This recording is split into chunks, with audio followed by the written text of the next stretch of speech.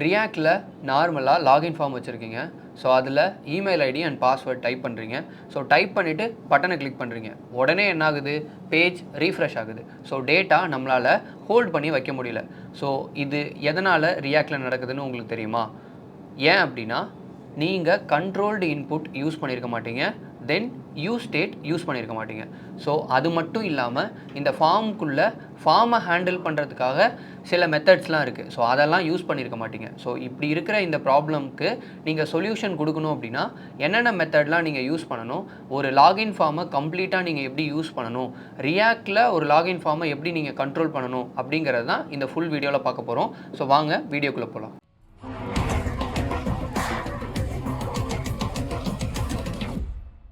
So இந்த வீடியோவில் நம்ம என்ன பார்க்க போகிறோம் அப்படின்னா, ஃபார்ம்னா என்ன, இன்புட்னா என்ன, இன்புட்குள்ளே நீங்கள் டேட்டா டைப் பண்ணால் அந்த டேட்டா எங்கே போகும், அந்த டேட்டா ஃபஸ்ட்டு எங்கே சேவ் ஆகிருக்கும், ஸோ அந்த டேட்டாவை எப்படி நீங்கள் கண்ட்ரோல்டாக யூஸ் பண்ணுறது with help of use state. So இதை தான் நம்ம கம்ப்ளீட்டாக ஒரு ஃபுல் வீடியோவாக பார்க்க போகிறோம். ஸோ எண்ட் ஆஃப் த வீடியோவில் உங்களுக்கு லாகின் பேஜ் எப்படி க்ரியேட் பண்ணுறது, அதுக்கு பின்னாடி என்ன கோடெல்லாம் யூஸ் பண்ணுவாங்க அப்படிங்கிறது தான் நம்ம இந்த ஃபுல் வீடியோலையும் பார்க்க போகிறோம். வெப் டெவலப்மெண்ட்டில் ஃபார்ம் அப்படிங்கிறது ரொம்ப ரொம்ப இம்பார்ட்டண்ட். இந்த ஃபார்ம் அப்படிங்கிறது என்ன ப்ராசஸ் பண்ணும், இந்த ஃபார்முக்குள்ளே என்னென்ன எலமெண்ட்ஸ்லாம் இருக்குது, ஸோ அந்த ஃபார்ம் எலமெண்ட்ஸ்லாம் என்னென்ன இருக்கும், அதெல்லாம் எப்படி நீங்கள் ப்ராசஸ் பண்ணுறது அப்படிங்கிறது தான் பார்க்க போகிறோம். அதில் ஃபஸ்ட்டு ஃபார்ம். ஸோ ஃபார்ம் அப்படின்னா என்ன பண்ணுன்னா, கலெக்ஷன் ஆஃப் இன்புட்ஸை கண்டெயின் பண்ணுறதுக்காக யூஸ் பண்ணுற டேக் தான் ஃபார்ம். ஸோ இது ஜென்ரலாக நீங்கள் இன்புட்குள்ளே டேட்டாஸ் கொடுப்பீங்க. ஸோ ஃபர்ஸ்ட் ஆஃப் ஆல் உங்களுக்கு இன்புட்னா என்னன்னு நமக்கு கிளியராக தெரியணும். ஸோ இன்புட்னா ஒன்றும் பெரிய விஷயம் கிடையாது. நீங்கள் நார்மலாக ஜென்ரலாக ஒரு யூசர் ஒரு வெப்சைட் கூட இன்ட்ராக்ட் பண்ணுறாங்க அப்படின்னா நீங்கள் எங்கே இன்ட்ராக்ட் பண்ணுவீங்க அப்படின்னா இன்புட்ஸில் தான் இன்ட்ராக்ட் பண்ணுவீங்க. ஸோ அந்த இன்புட்ஸில் மெயினாக உங்களோட நேம் இருக்கும், இமெயில் இருக்கும், நம்பர்ஸ் இருக்கும், டெலிஃபோன் இருக்கும், தென் அதுக்கப்புறம் டேட் இருக்கும், ஃபைல் ஹேண்ட்லிங், நீங்கள் ஃபைல் அப்லோட் பண்ணுவீங்க எதுலையாவது. ஸோ இந்த மாதிரி மல்டிபிள் இன்புட்ஸ் இருக்கும். ஸோ இந்த இன்புட்ஸ் எல்லாமே எதுக்காக இருக்குன்னா யூசர்கிட்டேருந்து டேட்டாவை வாங்குறதுக்கு தான் இருக்குது. இது வந்து ஜென்ரலாக இன்புட் எலமெண்ட்ஸ்னு சொல்லுவாங்க. இந்த இன்புட் எலமெண்ட் எல்லாமே இண்டிவிஜுவலாக இருந்துச்சு அப்படின்னா நீங்கள் இண்டிவிஜுவலாக எல்லா டேட்டாவையும் போய் எடுக்கணும். பட் நீங்கள் இன்னொரு வழி இருக்குது. அது எப்படி அப்படின்னா, உங்கள் இன்புட்டுக்குள்ளே கொடுக்குற எல்லா டேட்டாவையும் ஃபார்ம் அப்படிங்கிற ஒரு ஃபார்ம் எலமெண்ட்டுக்குள்ளே நீங்கள் போட்டுட்டீங்க அப்படின்னா ஒரு பாக்ஸ்க்குள்ளே டேட்டாவை போட்ட மாதிரி.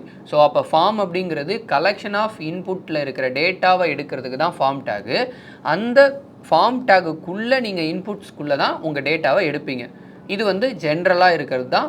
இதுக்கு வந்து நீங்கள் மெயினாக HTMLல ஃபார்மு, அதுக்கப்புறம் ஃபார்முக்குள்ளே இன்புட்ஸ், இதை நீங்கள் ஜென்ரலாக பார்த்துக்கணும். அதை தான் அப்படியே நம்ம ரியாக்டில் யூஸ் பண்ண போகிறோம். தென் இந்த ஃபார்மையும் இன்புட்ஸையும் நீங்கள் பார்த்துட்டிங்க அப்படின்னா ரியாக்டில் இது வேறு மாதிரி ஒர்க் ஆகும். உங்களோட வெப் டெவலப்மெண்ட்டில் HTML, CSS, JavaScriptல நீங்கள் டோம் யூஸ் பண்ணி வேல்யூ எடுப்பீங்க. பட் இன் ரியாக்டில் நீங்கள் டைரெக்டாக உங்கள் ஃபார்முக்குள்ளேருந்து உங்கள் இன்புட்குள்ளேருந்து டேட்டாவை எடுக்க முடியாது.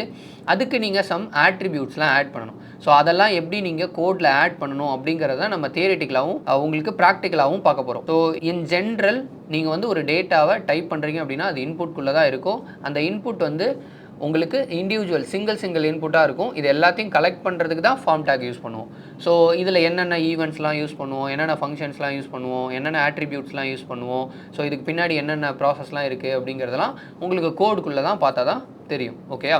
இப்போ ஃபார்மில் கண்ட்ரோல்டு இன்புட் ப்ளஸ் உங்களோட யூஸ் ஸ்டேட், இது ரெண்டுத்தையும் தான் வச்சு நம்ம வந்து ஒரு லாகின் ஃபார்மை க்ரியேட் பண்ண போகிறோம். அதுக்கு பின்னாடி என்ன ப்ரோக்ராம் இருக்குது அப்படிங்கிறதையும் தெரிஞ்சுக்க போகிறோம்.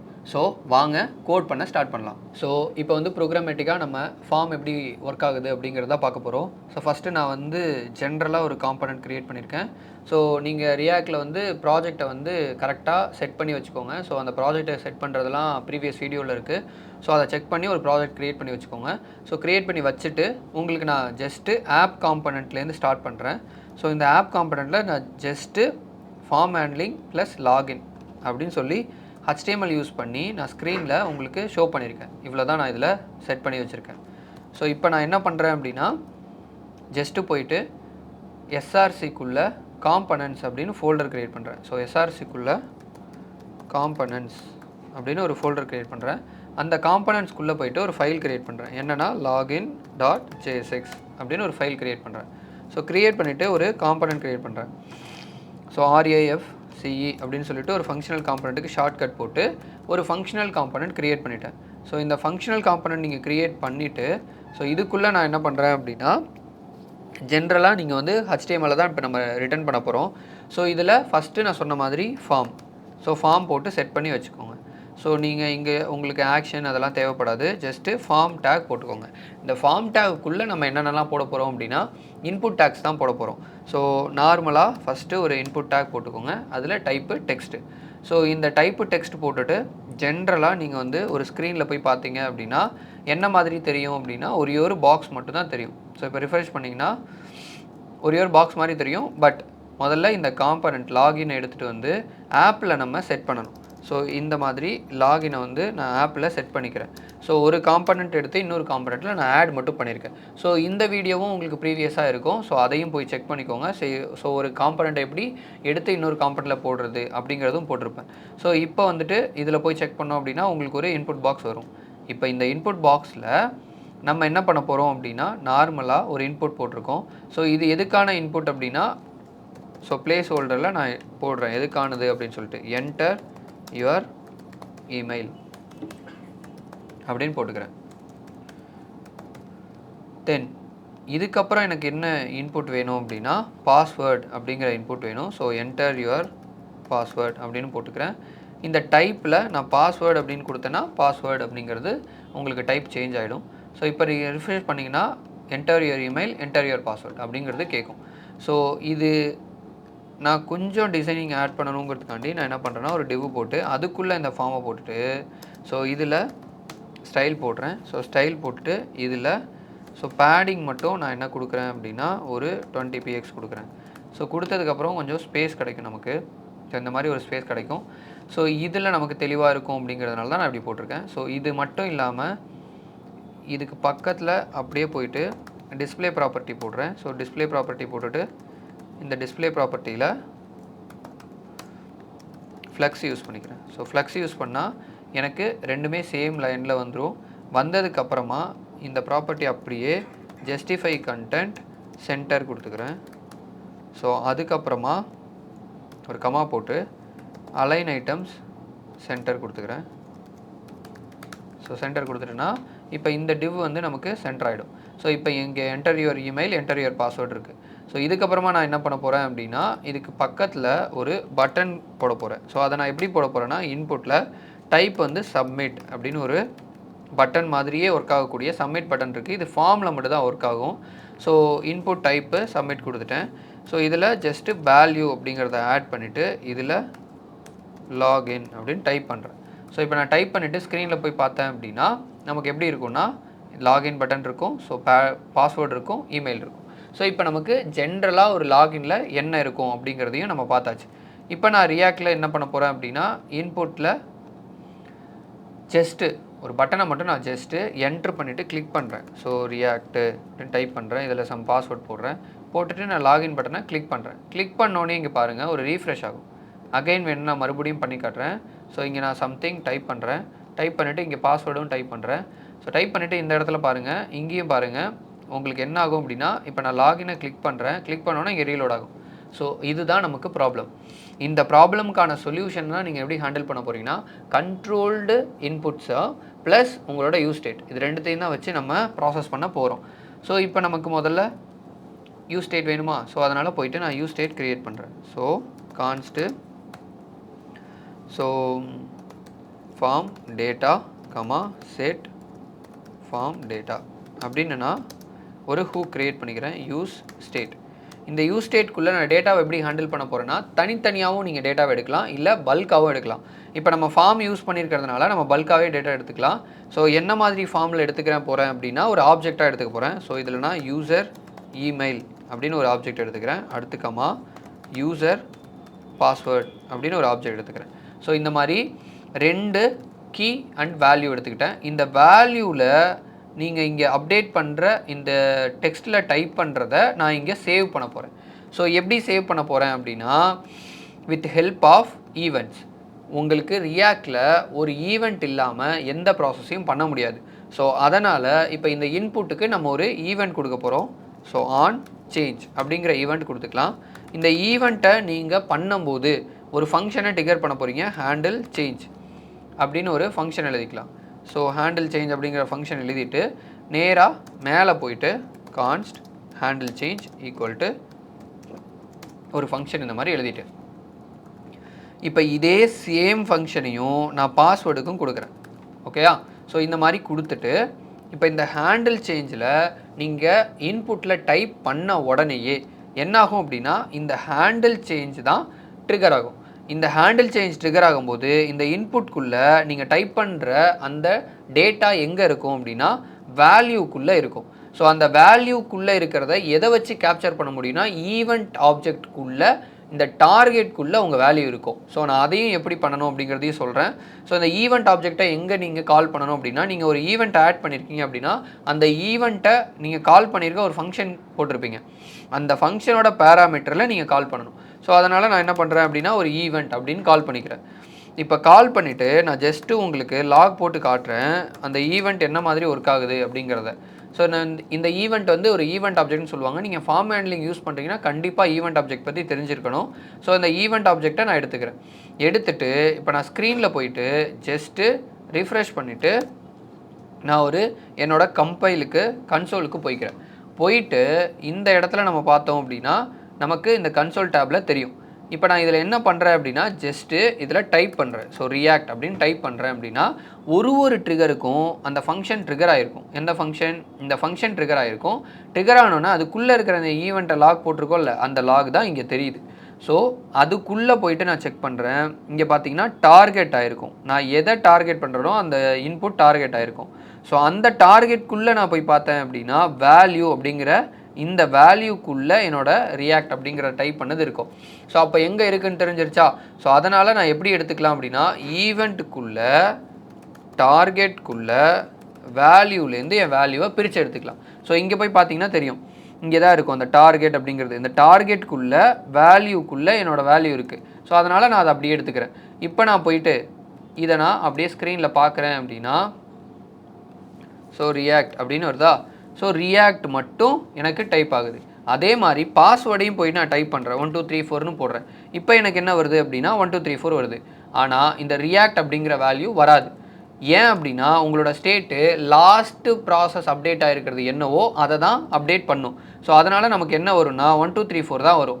ஸோ இதனால் நம்ம என்ன பண்ணுவோம், இந்த மாதிரி 2 டிஃப்ரெண்ட் ஃபங்க்ஷன்ஸ் எழுதி அப்படியும் தனித்தனியாக எடுக்கலாம். ஆனால் நம்ம ஒரே ஃபங்க்ஷன் எழுதி ஸ்டேட்டில் டேட்டாவை இப்படி காப்பி பண்ணி உங்களோட டேட்டாவை நீங்கள் டைப் பண்ணுற டேட்டாவை ஸ்டேட்டில் நம்ம ஸ்டோர் பண்ண போகிறோம். அதை எப்படி நீங்கள் எடுக்கணுங்கிறத வச்சு தான் இப்போ ப்ராசஸ்.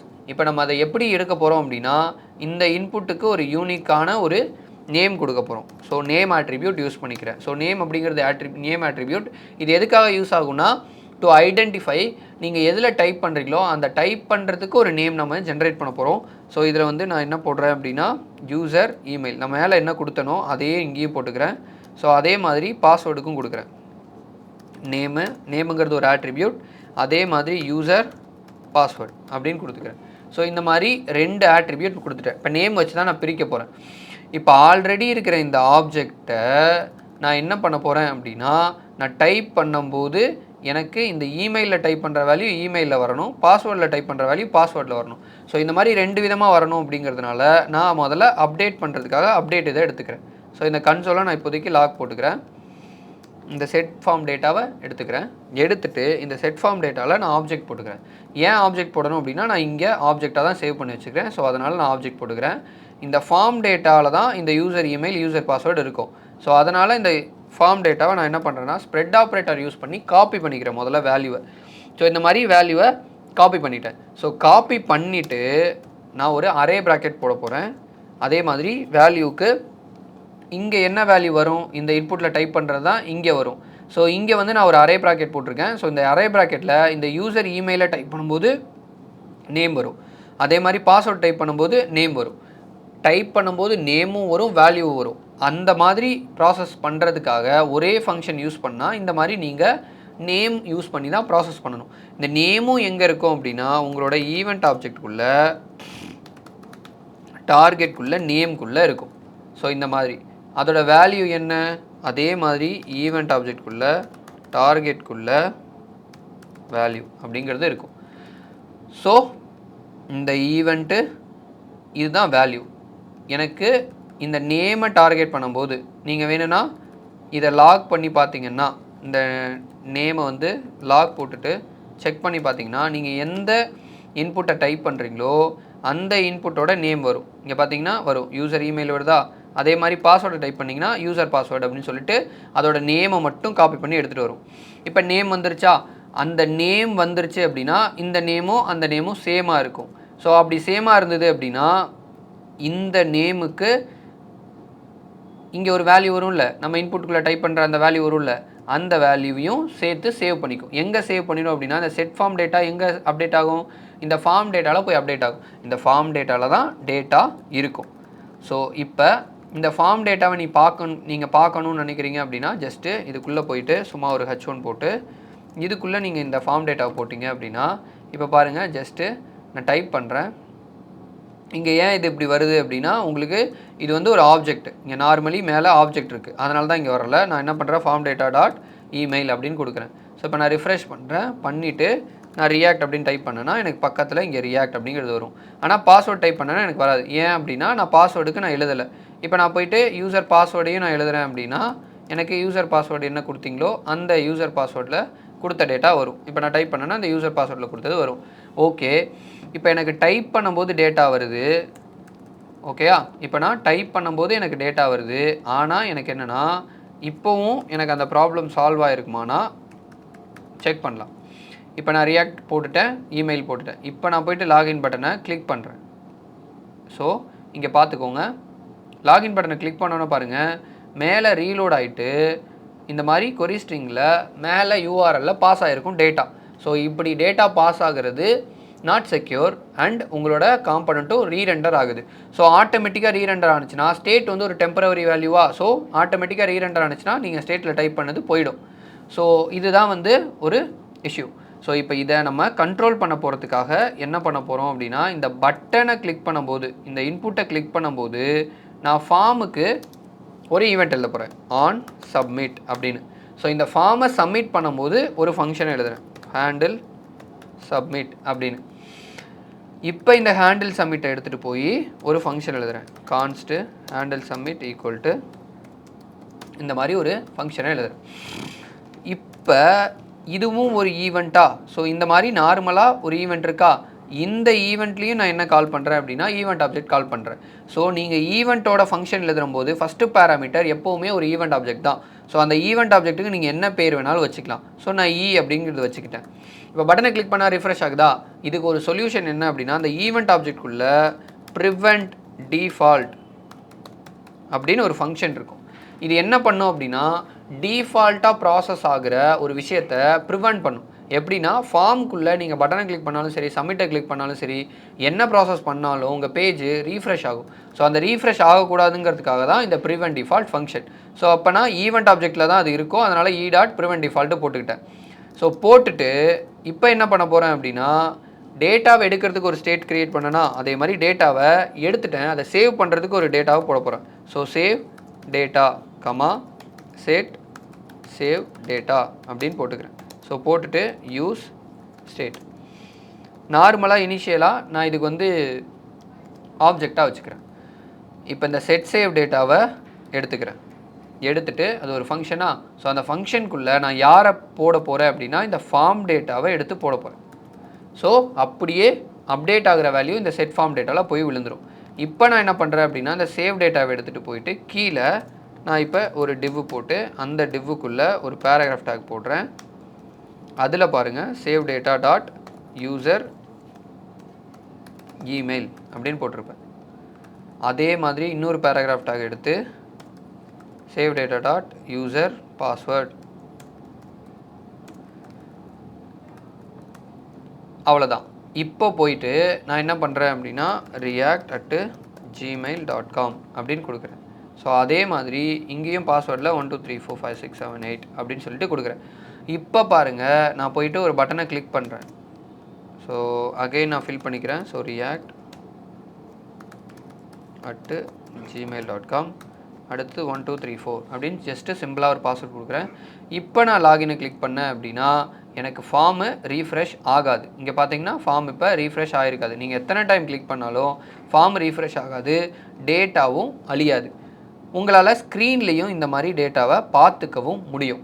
உங்களால் இப்போ நீங்கள் என்ன டேட்டா பாஸ் பண்ணாலும் சரி, உங்களுக்கு ஸ்க்ரீனில் அது ஆட்டோமேட்டிக்காக அப்டேட் ஆகிட்டே இருக்கும். நீங்கள் 12 போட்டால் 12 வரும். ஸோ இதுக்கு பதிலாக 3 போட்டிங்க அப்படின்னா சப்மிட் பண்ணால் 3 வரும்.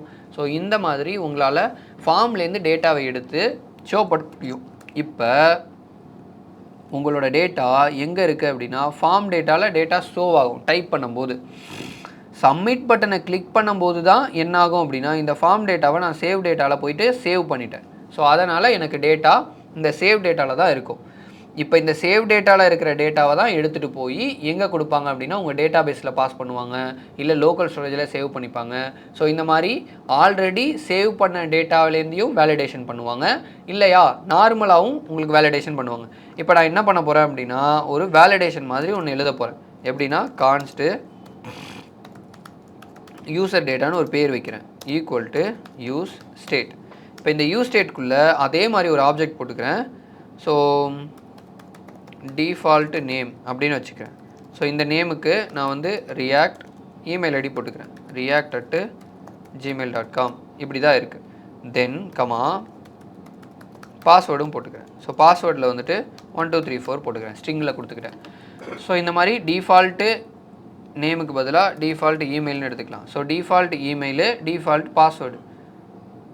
ஸோ ஒரு டிஃபால்ட்டான வேல்யூவை நான் முன்னாடியே செட் பண்ணி வச்சிடுறேன்.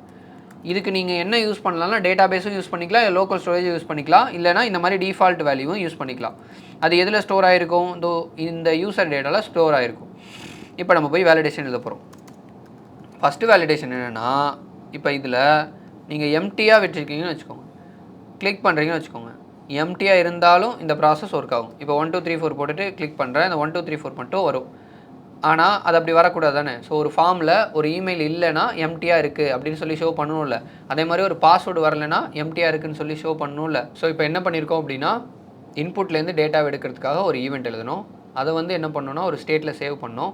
ஸோ சேவ் பண்ணுறதுக்காக நம்ம எங்கேருந்து டேட்டா எடுத்தோம்னா ஈவெண்ட் ஆப்ஜெக்ட்டில் வேல்யூலேருந்து எடுத்தோம். ஸோ நமக்கு வந்து யூனிக்காக ஒரு நேம் வேணும் அப்படிங்கிறதுனால நம்ம நேம் வச்சு வேல்யூவை அரேயில் ஸ்டோர் பண்ணி ப்ராசஸ் பண்ணி ஒரு டேட்டாவை ஸ்டேட்டில் ஸ்டோர் பண்ணியிருக்கோம்.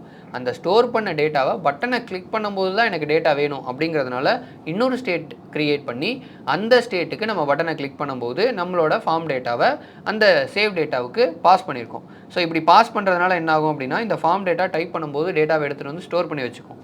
சப்மிட் பண்ணும்போது மட்டும்தான் நமக்கு இந்த ப்ராசஸை ஆக்டிவேட் பண்ணும். இதில் நான் என்ன பண்ணியிருக்கேன் அப்படின்னா அந்த மாதிரி சப்மிட் பண்ணுற நேரத்தில் டேட்டா எனக்கு கரெக்டாக வருதா வரலையான்னு செக் பண்ணுறதுக்காக நான் ஒரு அலாட் போட்டிருக்கேன். ஸோ இந்த அலாட்டில் தான் நமக்கு இப்போ செக் ஆக போகுது. இப்போ நான் வெறும் இமெயிலை மட்டும் நான் செக் பண்ணுறேன். ஸோ இப்போ போயிட்டு ரிஃப்ரெஷ் பண்ணிவிட்டு ஸோ நான் இந்த இமெயிலில் டைப் பண்ணுறேன். ஸோ react@gmail.com அப்படின்னு சொல்லிட்டு ரியாக்டை மட்டும் நான் இப்போ லாகின் பண்ணுறேன். இங்கே நமக்கு அன்டிஃபைன் ஷோ பண்ணுது. ஸோ அது எதனால் அன்டிஃபைன் ஷோ பண்ணுதுங்கிறத சொல்கிறேன். ஸோ நமக்கு வந்து கோடில் இங்கே நான் என்ன பண்ணியிருக்கேன் அப்படின்னா சேவ் டேட்டாவை தான் நான் என்ன பண்ணியிருக்கேன்னா யூசர் இமெயிலில் செக் பண்ணுறேன். ஸோ நான் அப்படி செக் பண்ணாமல் ஸோ ஜஸ்ட்டு நான் ஃபார்ம் டேட்டாலேருந்தே இந்த யூசர் இமெயில் வருதா அப்படிங்கிறத செக் பண்ணாலே போதும். ஸோ நான் இப்போ என்ன பண்ணுறேன் அப்படின்னா நேராக போயிட்டு அகைன் ரிஃப்ரெஷ் பண்ணிவிட்டு எனக்கு இது கீழேயும் தெரிய வேணாம், ஏன்னா நமக்கு கீழே தெரியணும் அப்படிங்கிற மாதிரி நான் போட்டிருக்கேன். ஸோ இது கீழேயுமே நமக்கு தெரிய வேணாம், ஜஸ்ட்டு எனக்கு டேட்டா வருதா வரலையாங்கிறத மட்டும் தான் நம்ம செக் பண்ண போகிறோம். ஸோ இதில் போய்ட்டு react@gmail.com அப்படின்னு வச்சுக்கலாம். ஸோ சப்மிட் பண்ணுறேன். இப்போ நம்ம என்ன டைப் பண்ணமோ அது இங்கே மேலே ஷோ ஆகும். இப்போ இதே மாதிரி பாஸ்வேர்டையும் நான் பார்க்கணும் அப்படின்னு நினச்சேன்னா அதே மாதிரி இன்னொரு அலாட் கீழே போட்டுட்டு இந்த இடத்துல யூசர் பாஸ்வேர்ட் அப்படின்னு கொடுத்துக்கலாம். இப்போ போய் ரிஃப்ரெஷ் பண்ணிவிட்டு நான் ரெண்டுத்தையும் கொடுக்குறேன். ஸோ react@gmail.com தென் பாஸ்வேர்ட் இப்படி நான் கொடுத்தேன் அப்படின்னா இப்போ ரெண்டுத்தையுமே என்னால் பார்க்க முடியும் வித்தவுட் ரீஃப்ரெஷிங். ஸோ இப்போ நான் பட்டனை கிளிக் பண்ணுறேன், எனக்கு இங்கே ரீஃப்ரெஷ்ஷே ஆகாது, பட் எனக்கு டேட்டா வந்திருக்கும். அதே மாதிரி பாஸ்வேர்ட் டைப் பண்ணல அந்த பாஸ்வேர்டும் எனக்கு வந்திருக்கும். இப்போ ரெண்டுமே நான் இன்புட்டில் டைப் பண்ணோன்னே பட்டனை கிளிக் பண்ணோன்னே எனக்கு ரீஃப்ரெஷ்ஷும் ஆகாமல் டேட்டாவும் எனக்கு கரெக்டாக வந்திருக்கும். ஸோ இதுதான் வந்துட்டு கண்ட்ரோல்டு காம்பனண்ட் அப்படின்னு சொல்லுவாங்க. ஸோ இந்த கண்ட்ரோல்டு காம்பனண்ட்டுக்கு என்ன இன்வால்வ் ஆகிருக்குன்னா ஸ்டேட் இன்வால்வ் ஆகிருக்கும். ஸோ இதே மாதிரி ஒரு லாகின் ஃபார்முக்கு பின்னாடி இந்த லாஜிக் தான் க்ரியேட் பண்ணியிருப்பாங்க. இப்போ இந்த லாகின் ஃபார்ம்லேயே நமக்கு கிடைச்ச அந்த டேட்டா இருக்குல்ல, அதை எடுத்துகிட்டு போய் உங்களுக்கு டேட்டாபேஸில் ஸ்டோர் பண்ணிக்கலாம். இல்லைன்னா உங்களோட லோக்கல் ஸ்டோரேஜில் ஸ்டோர் பண்ணிக்கலாம். இல்லை அரேல ஸ்டோர் பண்ணிக்கலாம். இந்த மாதிரி நீங்கள் வெரைட்டி ஆஃப் டேட்டாபேஸஸ் நீங்கள் வந்து டேட்டாவை ஸ்டோர் பண்ணி வைக்கிறதுக்காக ஹேண்டில் பண்ணிக்கலாம். ஸோ நமக்கு க்ளீனாக இப்போ டேட்டா கிடச்சிருச்சு. இதில் நீங்கள் இன்னும் என்ன வேல்யூ ஆட் பண்ணலாம் அப்படின்னா வேலிடேஷன்ஸ் ஆட் பண்ணலாம். ஸோ அதெல்லாம் நமக்கு வந்து நெக்ஸ்ட் வீடியோவில் நம்ம இந்த வேலிடேஷன்ஸ் எப்படி ஆட் பண்ணுறது அப்படிங்கிறதையும் மொத்தமாக நம்ம பார்த்துடலாம். ஸோ இது வரைக்கும் நம்ம என்ன பார்த்தோம் அப்படின்னா ஸ்டேட் யூஸ் பண்ணி இன்புட்குள்ளே டேட்டாவை எதில் இருக்கோ அந்த எதுலேருந்து நம்ம எடுக்கணும், எடுத்து எந்த ஸ்டேட்டில் ஸ்டோர் பண்ணணும் அப்படின்னு பார்த்தோம். ஸோ அதுக்கப்புறம் நீங்கள் பட்டனை கிளிக் பண்ணதுக்கப்புறம் எந்த டேட்டா வரணும் அப்படிங்கிறதையும் செக் பண்ணி பார்த்தோம். ஸோ இப்போ நமக்கு டேட்டா வருது, நம்ம டைப் பண்ணால் டேட்டாவை எடுக்கவும் முடியுது. ஸோ அதை தான் நீங்கள் இந்த ப்ராக்டிக்கலாக இங்கே இதில் பார்த்துருப்பீங்க. ஸோ த்ரூ அவுட் இந்த வீடியோ கண்ட்ரோல்டாக உங்கள் இன்புட்டை எப்படி ஹேண்டில் பண்ணி டேட்டாவை எப்படி எங்கே சேவ் பண்ணணும் அப்படிங்கிறத மட்டும் தான் நம்ம தெளிவாக பார்த்துருக்கோம். இந்த வீடியோவில் உங்களுக்கு ஏதாவது டவுட்ஸ் இருந்தது அப்படின்னா கீழே கமெண்டில் பின் பண்ணுங்கள். தென் இந்த வீடியோ உங்களுக்கு யூஸ்ஃபுல்லாக இருந்துச்சு அப்படின்னா லைக் பண்ணுங்கள். இதை மாதிரி ரியாக்ட் ரிலேட்டடான வீடியோவுக்கு நம்ம சேனலை சப்ஸ்கிரைப் பண்ணிக்கோங்க. ஸோ தேங்க்யூ ஃபார் வாட்சிங்.